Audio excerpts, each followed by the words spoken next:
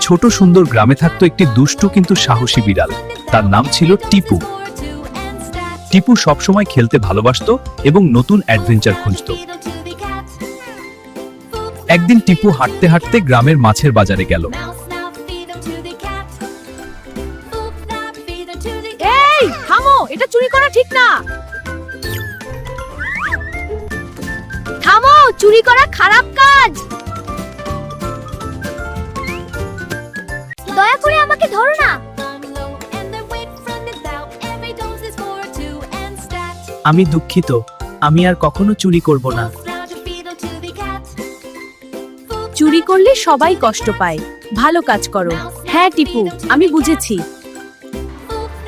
একটা লাইক করে দিও বন্ধুরা, সাবস্ক্রাইব করতে ভুলবা কিন্তু। সেদিন থেকে সবাই জানল টিপু শুধু দুষ্টু নয়, সে খুব সাহসীও।